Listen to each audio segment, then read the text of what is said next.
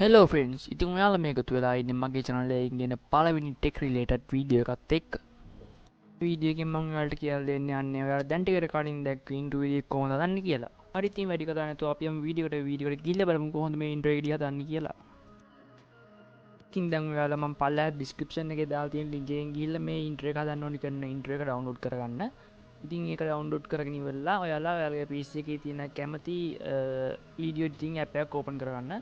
ඉතින් මම මේ විදිහට මගේ CapCut app එක ඕපන් කරගන්නවා. ඉතින් ඔයාලට පේනවා ඉතින් මම කලින්ම intro template එක මේ විදිහට මම CapCut app එකට import කරගෙන තිබ්බා. ඉතින් ඔයාලත් මේ විදිහට import කරගන්න ටක් කාලා. ඊට පස්සේ ඔයාලට මේක මේ විදිහට timeline එකට drag and drop කරගන්න පුළුවන්.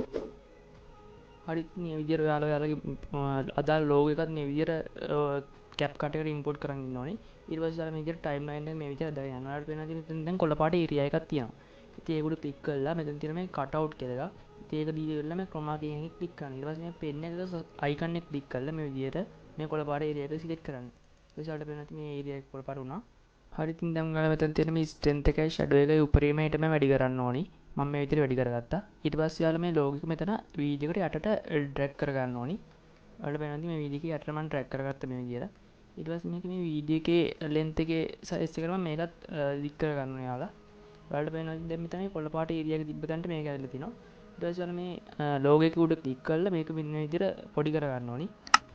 හරි ඉතින් ඔච්චර තමයි අපිට මේ intro එක ගන්න පුළුවන්. ඊට පස්සේ ඔයාලට කැමති නම් මෙතන යටි text එකක් එහෙම දාගන්න පුළුවන් වීඩියෝ එකට.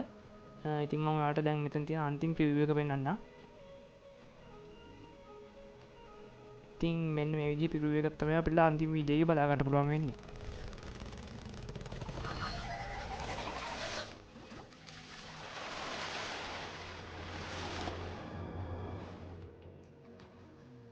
හරි ඉතින් අද වීඩියෝ එක හොඳයි කියලා හිතෙනවා නම් අනිවාර්යෙන් වීඩියෝ එකට ලයික් එකක් දාන්න. ඒ වගේම වීඩියෝ එකේ අඩුපාඩු තියෙනවා නම් ඒවත් අනිවාර්යෙන් කමෙන්ට් එකක් දාලා කම්ප්ලේන්ට් කරන්න.